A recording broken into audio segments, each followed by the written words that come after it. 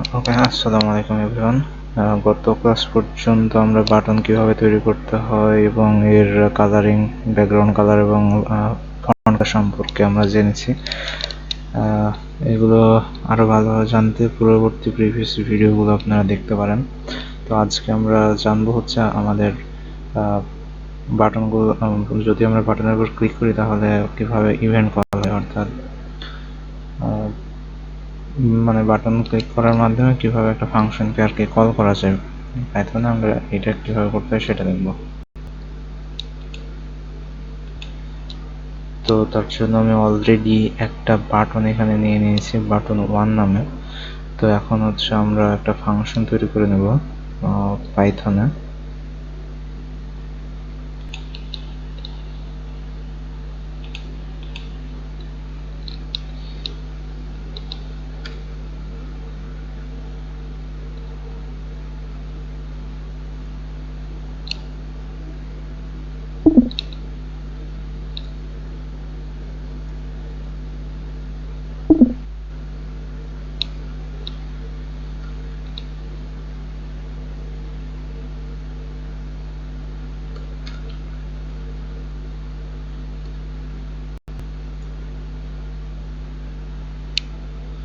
তো আমি এখানে একটা ফাংশন তৈরি করে নিলাম, ফাংশনের নাম দিলাম হচ্ছে কল মি। এবং আমরা কি চাচ্ছি যে কল মি ফাংশনটা তখনই কল হবে যখন কেউ আমার বাটনে ক্লিক করবে। তো যেহেতু আমাদের ফাংশন তৈরি করা হয়ে গেছে, এখন ফাংশনটাকে আমরা কল করব। কোথায় করব? ফাংশনটা কল করব হচ্ছে আমাদের বাটনের ভিতরে। তো বাটনের ভিতরে ফাংশন কল করার জন্য সিম্পলি আমাদের যে আর্গুমেন্ট পাস করতে হবে সেটা হচ্ছে কমান্ড। তো আমরা কমান্ডের ভিতরে যদি আমাদের কল মি ফাংশনটা যদি আমরা পাস করে দিই, আচ্ছা এখানে অবশ্যই একটা জিনিস মনে রাখতে হবে যে আমরা ফাংশনকে কল করার সময় শুধু তার ফাংশন নেমটা লিখব, আমাদের প্যারেনথেসিস দেওয়ার প্রয়োজন নেই।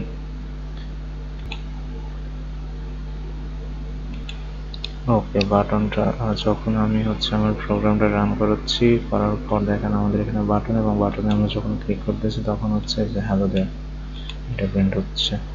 তো মূলত এটাই হচ্ছে আমরা চাচ্ছিলাম। এখন আমরা আরেকটা কাজ করতে পারি, যে এমন যদি করতেছে যে বাটনে আমরা শুধু যদি রাইট ক্লিক করি শুধু আমাদের ফাংশনটা তখনই কল হবে, আদারওয়াইজ কল হবে না। সেই জন্য আমরা কি করতে পারি?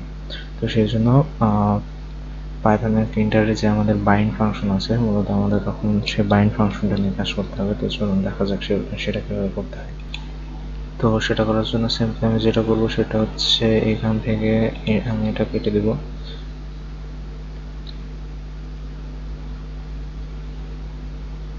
এবং এর ঠিক নিচে আমরা বাটন 1 এর জন্য বাইন্ডকে কল করব। Sorry, button 1 dot bind, button 1 dot bind থেকে আমরা এখানে বলে দেবো যে আসলে আমরা কোন বাটনে ক্লিক করলে আমাদের ফাংশনটা কল হবে। তো যেহেতু আমরা চাচ্ছি যে আমাদের রাইট বাটনে ক্লিক করলে যেন এটা কল হয়, তো রাইট বাটনকে রিপ্রেজেন্ট করতেছে হচ্ছে বাটন 1 দিয়ে। তো আমরা বলে দিলাম হচ্ছে বাটন 1,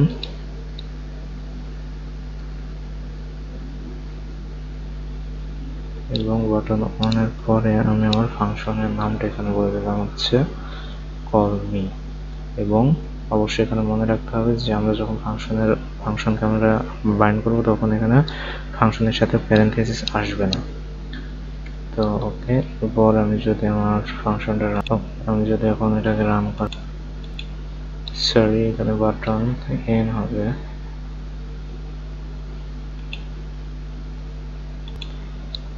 আচ্ছা, এরপর যদি আমরা এখন যদি আমাদের প্রোগ্রামটা রান করাই তাহলে দেখেন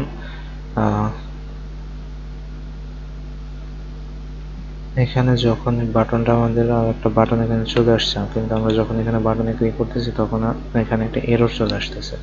তো এই এররটা মূলত আসতেছে হচ্ছে আমাদের যে আমরা যে ফাংশনটা তৈরি করছি এই ফাংশনের ভিতরে আমাদের একটা ইভেন্ট পাস করতে হবে, যেটা আসলে আমরা করি নাই। একটা প্যারামিটার পাস করতে হবে, আমরা প্যারামিটার পাস না করার কারণে মূলত আমাদের এই এররটা আসতেছে। তো আমরা যদি এখন আমাদের এখানে একটা ইভেন্ট পাস করাই দিই, এবং পাস করানোর পর যদি হচ্ছে আমাদের প্রোগ্রামটাকে আমরা রান করি,